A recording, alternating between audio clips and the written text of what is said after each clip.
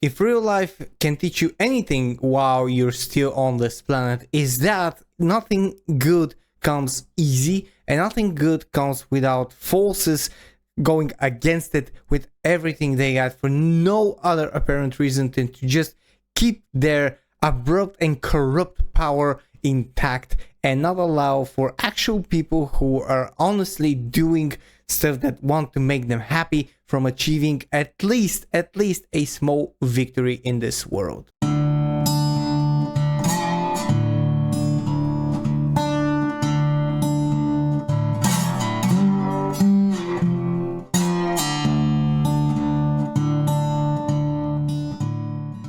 Good day, ladies and gents, my name is Hyoso, the Bearded Balkan Blabbermouth, and I am discussing, and today we have a video that has been coming for quite a while now, actually for a week or more, and I just didn't have the time to play it. I have been very busy and I am sorry about that. Hopefully I will be able to get more videos in the future. The thing that we have to talk about today, however, is not a good theme. It has good things, and it certainly will start as a good thing, but you'll slowly see what I mean when I say that we are far from achieving any victory, because the forces that have been in power in video games are very, very active when someone actively threatens their absolute power, if that's something that you want to say, or the way that they're used to receiving their money and receiving their bits of power over the people that have their product. As always, I will be starting with a few links, and the first links, I think you know what that is. This is a Stop Killing Games progress tracker, and as you can see, it's doing fucking great. Only today, after reaching the 1 million goal a few days ago, they have been 18,000 and it's continuing to climb signature, almost 19,000 now, and we are at 126% achievement on that thing, so it's 26% over, which is great, which is amazing, because as Accursed Farms says, there might be voided signature because of different things. They might turn out to be fake signatures, duplicate signatures, unlicensed signatures, whatever. And so the more we have, the more secure we will be as gamers that this will not go below, and it will actually have that requirement. There are a lot of things that you can say about this petition. I personally signed it for the same reasons that I think a lot of other people signed it, because killing games and effectively just removing games, making them unplayable, and that's not only for online games, it's also for single player games, as we saw with Ubisoft last year. It's an abhorrent practice that needs to stop, and we need to know that when we purchase something, we actually purchase something. We do not rent it, or if we are renting it, then it needs to be said that we are not purchasing a product, we're just renting it until someone decides to pull the plug. But we know that video game companies and publishers and developers won't do that, because buying, owning a copy means quite a bit better than, oh, you're just renting it for as long as we allow you, but pay us $150, which will probably be the price in a few years. And after that absolute amazingness that's happened in Killing Games, it didn't take long for the giant that is the video game industry, and more specifically the lobbying group Video Games Europe, to actually produce a statement. That is not a full statement, but this is a part of the statement. This was from Legendary Drops from 4th of July. We appreciate the passion of our community. However, the decision to discontinue online services is a multifaceted, never taken lightly, and must be an option for companies when an online experience is no longer commercially viable. Now, I'm just gonna touch on that thing a little bit, because when we're talking about online services, then I am inclined to partially, and I do want to emphasize on a partially, agree. When you have a server that you constantly need to upkeep, and you need to spend resources and money to upkeep this server, then yeah, you might discontinue that server and you might discontinue the official servers. However, there still could be an option to basically make it into another server, to have a company to sell the rights to the server and have someone else take care of them on their own expense. Because if a game is doing good, let's say a PvP game is doing relatively good, but you don't want to upkeep that server, you can just dial it down and sell it to a third-party company who can be licensed to have these servers and upkeep them, and you are selling the rights to the server, and those are additional talks that you can have with such companies. This is not something that cannot be done. This is basically just streamlining, or whatever it's called, the product to multiple platforms and multiple services. So it's not something that cannot be done. And sure, as in the full statement it is said, there are several layers of security, you won't be so safe playing it, but come on, I still have somewhere here an original disc for Blade of Darkness, which is a game from the 90s, and I can still run it on my PC with compatibility mode, and I can still play it. The game hasn't been upheld in decades, but I can still play it because it was made to be able to be played as long as you have the disc, because you have the full product on disc. I don't have to go online anywhere. I don't have to register an account for any fucking thing related to this game. I just need to plug in the fucking disc and play it, and that's pretty much what you might expect that you need to do. You just download the game from, let's say, Steam or somewhere else, install the game, and then you should be able to have everything on that game on your PC. However, this is not actually the main topic that I want to discuss, and we're moving to the main topic. This was the good interlude to what's been going on with the Stop Killing Games and how the forces of opposition are starting to move. And now to the main story. The lobby groups that are against that thing are listed here. These are the companies, and this is for the 41st precinct. It was reposted by Pirate Nation, and it says, every company that has lobbied against the Stop Killing Games campaign, to the surprise of absolutely no one. And you have Face It Group, Epic, Netflix, Sega, Roblox, Ubisoft, of course, and we'll talk a little bit about them in just a bit, Warner Bros., Supercell, Activision Blizzard, EA, every single one of these companies and more, huge, and all of them shady when it comes to those pesky little things as video game ownership. And because I said that we'll be talking about Ubisoft, this is an article from Tech4Gamers from 3 days ago, which I have been meaning to review. Ubisoft wants gamers to destroy all copies of a game once it goes on offline. So people have been going through EULAs like crazy. They have been reading more and more and more, which actually is kind of weird because this has been in the EULAs for quite a bit of time. It's not something new, as the gamer actually says. No Ubisoft's EULA clause ordering you to destroy your games isn't new, nor it is unique. And in this article, they actually explain that, yeah, end user license agreement, Ubisoft is basically been here for a long, long time, and that clause is been there for a long, long time. And of course, that there are other companies that also have it. And to give you an example, we have Sega, which is reposted by Chris.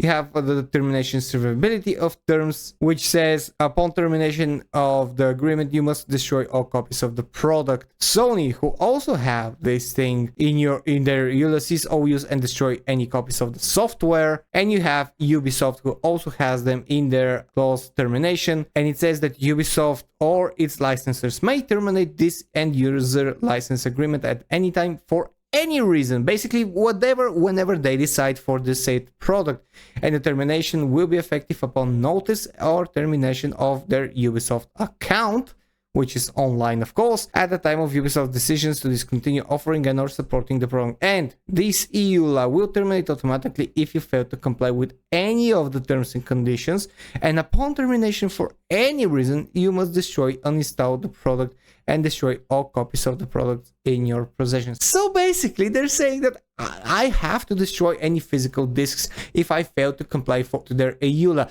In the same sense, they're also saying that they may terminate the EULA for any reason, without even telling me why. They have the right to destroy or terminate the license agreements or the communication or business activities with anyone without any clear reason. This is sadly a standard practice for a lot of companies, not just in the gaming industry, for being able to, let's say, cover their assets in a business aspect and just terminate business relationship with either merchants, with consumers, with customers and stuff like that for any reasons.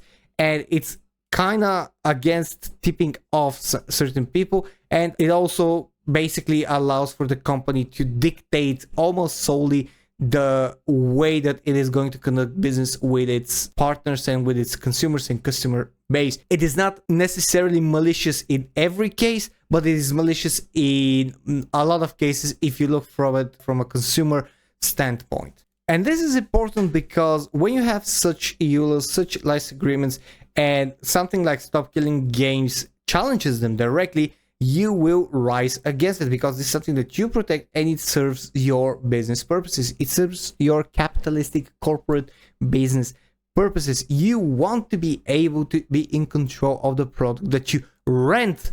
You rent the product. Let's be honest. Ladies and gentlemen, with these EULAs, with these agreements that you inadvertently sign when you purchase a product, you basically rent it. You do not own it. And that's what Stop Killing Games is trying to do in one of its many missions. You have a product, you have purchases, you have paid the money. By right, you should own the right to use every part of it to your own discretion until the end of time. If a purchase is how it is described.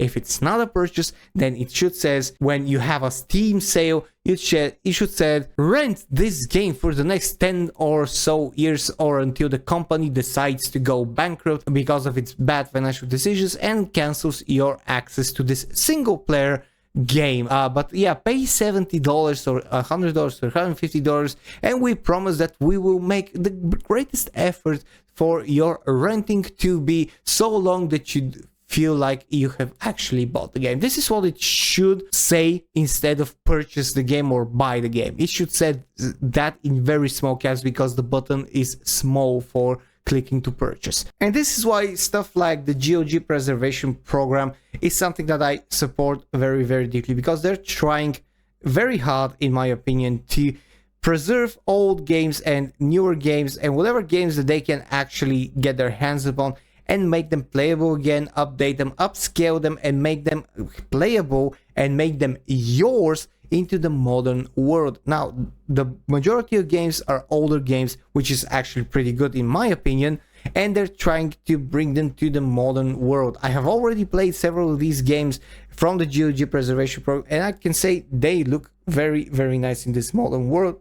And I wish them the best of luck, and something like this needs to be expanded. There's also one more thing that I saw. It is from Fake Wizard, who I strongly suggest you follow, who announced a couple days ago that they have announced the Fake Portal, which is for discoverability marketing for small team indie developers, which is hard as he says.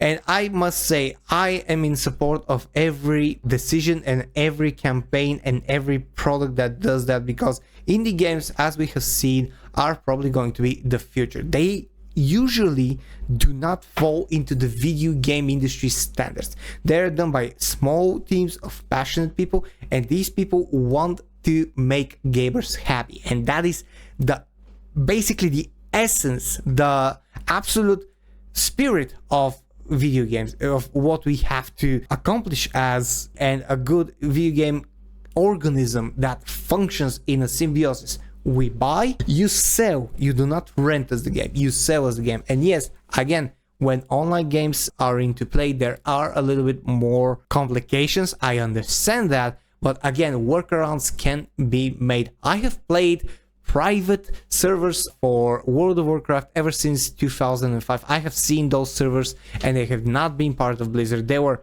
very shady, but they existed. So if a shady website and if a shady server can exist like this, imagine what it happens if it has a legit backing and it had that support to make it run.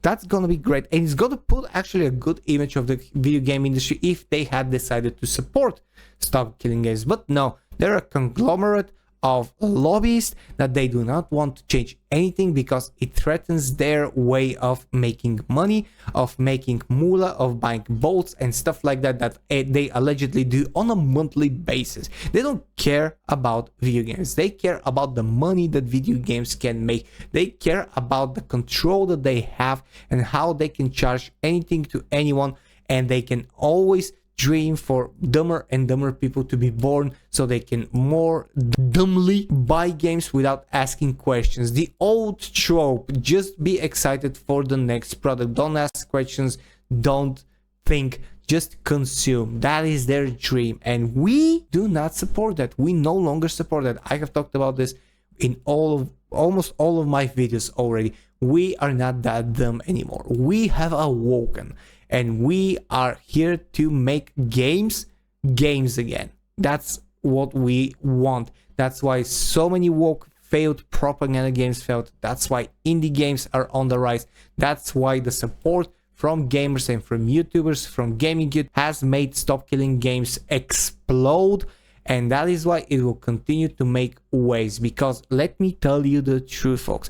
If the video game lobbyists group are acting out and saying stuff like they are saying, that means that they are scared. That means that the Stop Killing Game initiatives is actually capable of toppling them down. And if that's not enough for you, just take a look at how they're trying to defend it. And that will give you a very good example of what happens when you start poking in the right places. And that's what we need to continue to do. Anyways, this is all I have for this video today. Thank you very much for watching. If you did enjoy, don't forget to subscribe, like, share the video, comment below on the video, tell me your thoughts down in the comments below, and consider joining the DiscussThing Guild and becoming a member of this channel. It helps me grow as a YouTuber and growing the channel, growing the content, and more importantly, it helps homeless animals and animals in shelters. Thank you very much for watching. My name is Hazel. This was DiscussThing, and I'll see you guys